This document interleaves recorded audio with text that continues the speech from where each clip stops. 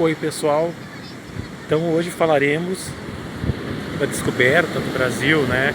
Para uns esse tema descoberta está ultrapassado, mas não, os portugueses não sabiam que aqui tinha um país, não sabiam que aqui tinha um continente. Como a gente já falou no vídeo das navegações, se lançar aos mares naquela época era uma aventura quase mortal para a maioria dos navegadores. 1498, Vasco da Gama chega às Índias, consegue passar ali no Cabo das Tormentas, vai às Índias, né? E aí, em 1500, viria uma outra grande expedição para as Índias. Dessa vez, o líder dessa expedição não seria mais Vasco da Gama, agora seria Pedro Álvares Cabral, português Pedro Álvares Cabral, com 13 caravelas, sai de Lisboa, sai ali do Tejo, entra no Oceano Atlântico. Segundo a tradição histórica, um vendaval acabou, e uma tempestade acabou fazendo essas caravelas chegarem em Porto Seguro, Santa Cruz da Cabral, ali na região da Bahia, em 22 de abril de 1500. Outras fontes históricas dizem que em 1498 Duarte Pacheco já tinha chegado aqui, que Pizon já tinha chegado aqui. Em 1498, Bacharel de Cananéia teria sido o primeiro brasileiro branco ali a viver no litoral paulista. Mas a data oficial é essa, 22 de abril de 1500. As caravelas de Cabral vão chegar no litoral da Bahia, vão descobrir esse continente gigantesco que é o Brasil, país gigantesco, grande. Vão ter contato com os índios, tupis, guaranis ali, vão trazer o escambo, né, a troca de presente com eles. Os portugueses vão trazer muitas coisas para os índios, né? Os índios que viviam naquela época no período paleolítico, né, vão entrar na Idade Moderna, vão conhecer os utensílios que os portugueses vão trazer para eles. Os portugueses, os brasileiros vão ter o primeiro contato. Vai ser uma experiência inesquecível para ambos. Os portugueses vão trazer para o Brasil também animais que nunca habitaram aqui: vaca, boi, galinha, cachorro, gato. Inclusive os índios vão gostar muito da ideia do cachorro, que os cachorros ajudavam a vigiar as aldeias dos ataques dos índios inimigos.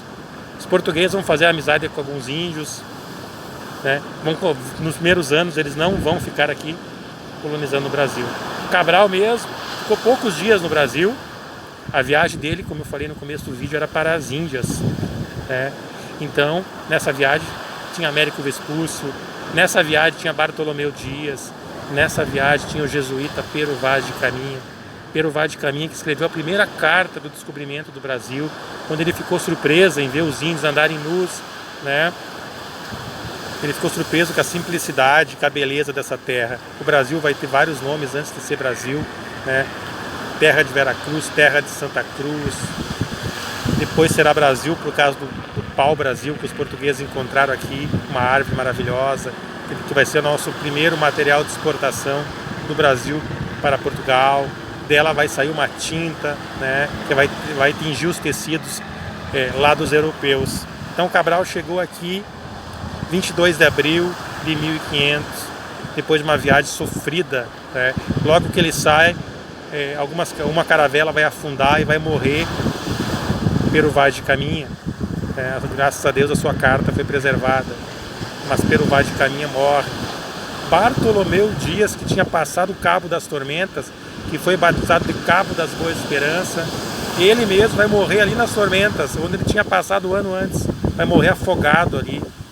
Cabral finalmente consegue chegar às Índias com poucas caravelas, e poucas caravelas conseguem retornar a Portugal com vida, né?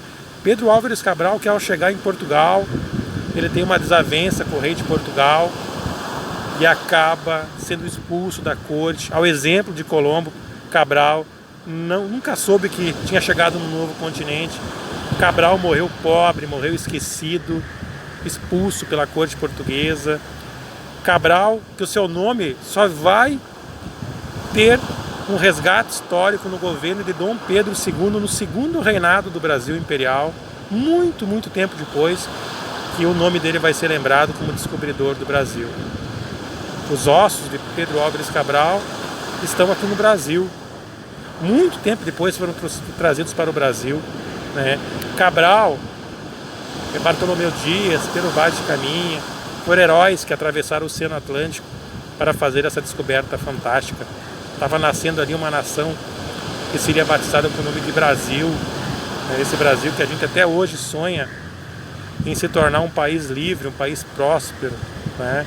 Um Brasil que vai passar por tantos processos até um dia poder se tornar independente em 7 de setembro de 1822.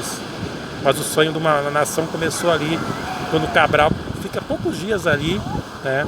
Depois vai começar a colonização do Brasil, entre aspas, né? Depois os portugueses vão chegar em outras viagens ao Brasil, aos pouquinhos eles vão começando a colonização do Brasil, né? De 1500 a 1530 nós não temos colonização do Brasil. Esse período vai ser chamado de período pré-colonial brasileiro. É um período que os portugueses vão estar averiguando o território brasileiro, vão estar conhecendo o litoral brasileiro, e o Brasil colonial mesmo só vai começar em 1530, né? Com a chegada de Martim Afonso de Souza, uma expedição marítima, e aí sim o Brasil vai começar a ser colonizado pelos portugueses. Mas então viva o dia 22 de abril de 1500, que portugueses corajosos enfrentaram esse oceano que está aí atrás, né? Muitos e muitos morreram nessa viagem de Cabral, né? Os portugueses que trouxeram os padres jesuítas e fizeram a primeira missa em território brasileiro, os portugueses que trouxeram o evangelho aos índios. Infelizmente, né, esse contato também trouxe gripe para os índios. Muitos vão morrer por causa desse contato com os portugueses, mas isso é uma outra história importante que a gente deve celebrar sim, 22 de abril de 1500.